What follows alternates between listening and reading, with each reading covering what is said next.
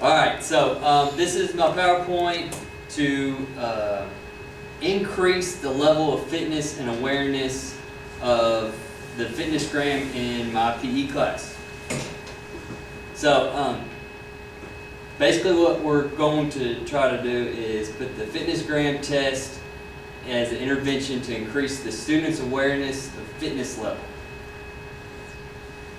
The purpose. So to aware the kids in my class of a fitness level in PE1. So the importance of this is the 38% of children of 10 to 17 are considered obese in the state of Kentucky. A lot of these are facts that I found. 41% of Kentuckians are increased to have no physical activity at all. Lack of fitness knowledge is the big purpose of all this.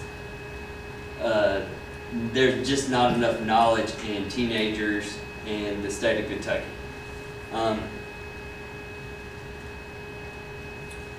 The students, it allows principles, exercise into their daily lives. Next. The lack of physical activities has been linked to numerous medical conditions, diabetes, obesity, stroke, and all that. So, the research question. What impact does the interactive teaching tool FitnessGram have on PE1 students? Next, justification.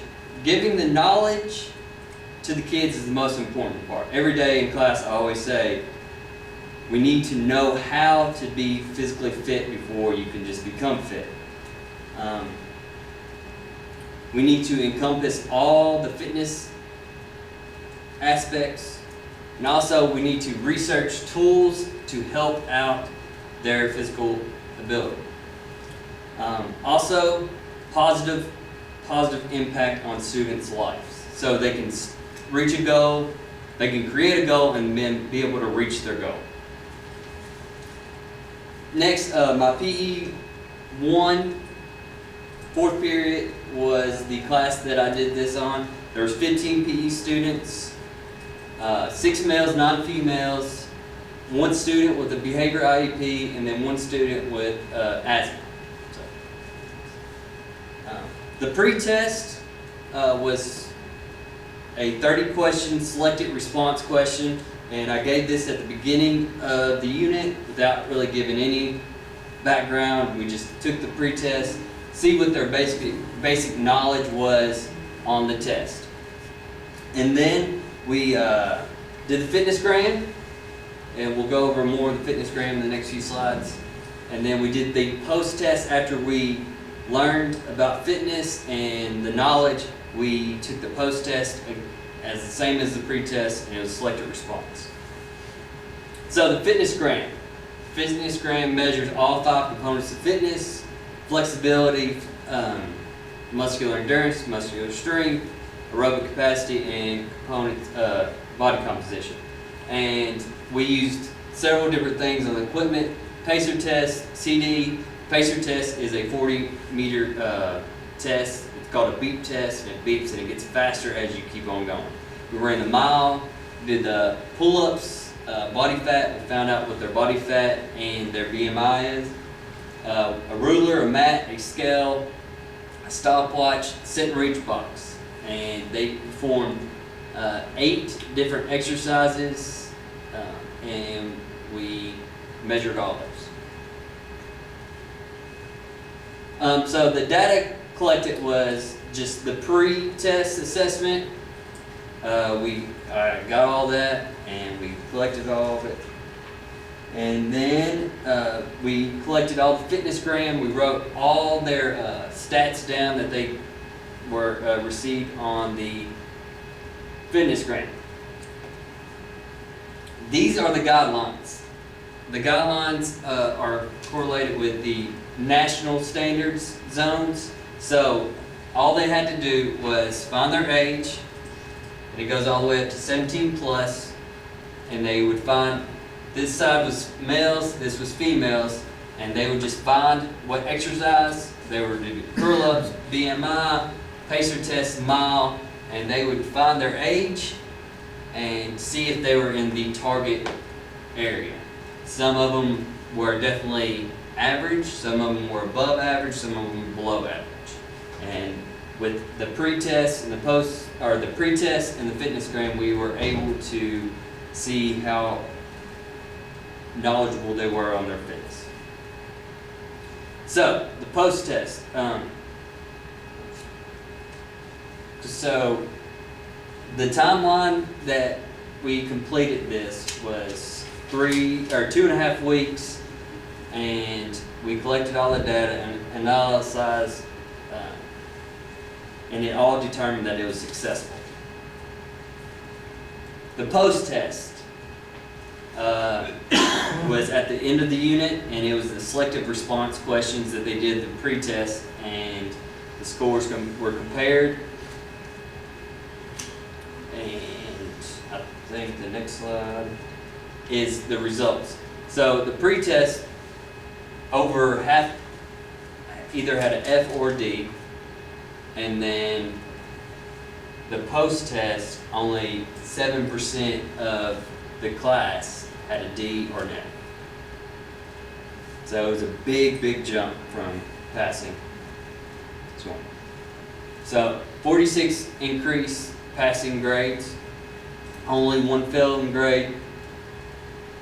The test consisted of 12 reasoning questions, and the reasoning questions were the big part where they jumped at. And some of the factors were, we had 4 days during the unit, 4 snow days during the unit, so that kind of threw some things off. And then one student was not present to take the post-test, so we just averaged it out. And the post-test class was actually shorter than all the other classes, so that maybe had an effect. So, any questions or any concerns that you all? I think we can try to get the high school in this county involved and see exactly what they're doing, and we use that data along with what we've collected. Great.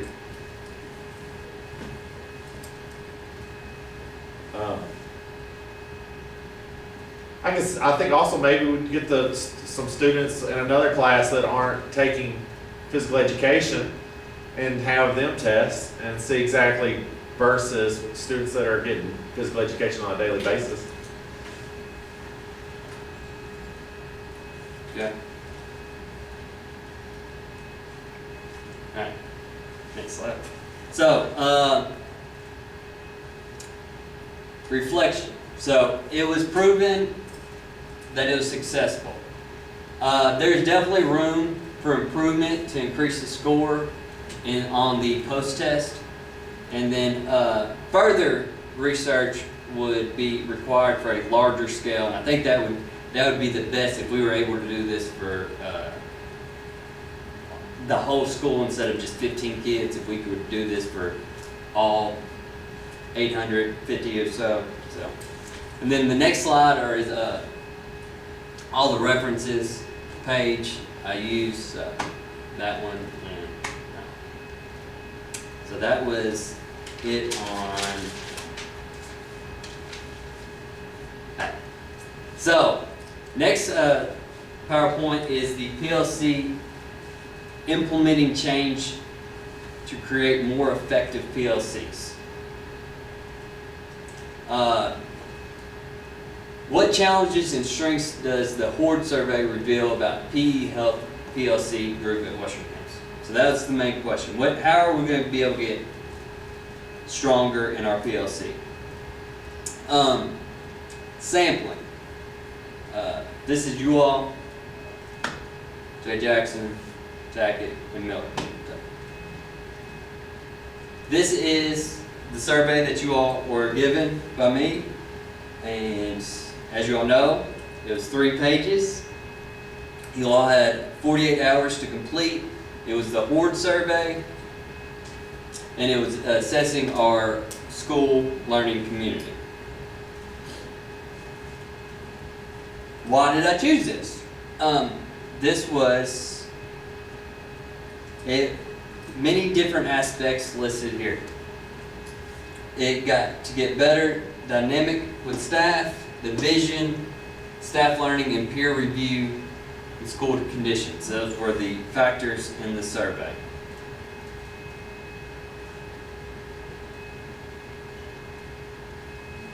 So, as I said, it was printed, given to you all,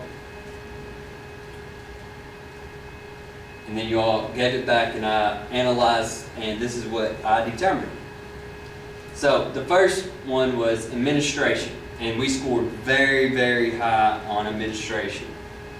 We were all on the same page as when it came to the administration. The next one is staff vision, and that was a 3, and we were all, that's pretty much middle impact of how we felt as a staff in one direction. That's pretty good. Yeah. And then on these, the professional development, this is not just as regular professional development. This is professional development inside our PLC group. And that's where we feel pretty short, is we don't have enough PD inside our PLCs that when we meet, we need to have more embedded PD to get something more substance out of this. Also, one of our weaknesses is peer review as a group, as us being able to go and peer review all of our, as to observation.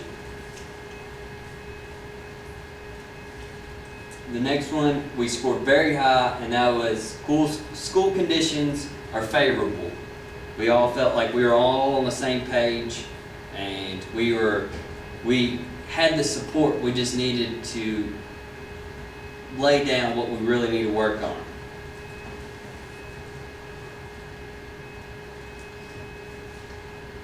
And so our last PLC meeting, we looked at the survey that we took, and we now know the changes that we need to make, and that was peer review, or peer observation, not peer review, peer observation, so we could observe each other more, and this shared vision. As a whole, school-wide, all of our PLCs need to have a vision of how we can be more successful. And then the PD, the PLC PD, that's something that we'll definitely need to look into and figure out. So overall, after taking the surveys and looking at everything, I feel like this was a great experience, and we now know what our biggest deciding factors are and how we need to improve and grow as a PLC. So that's it for the presentation. Thank you all.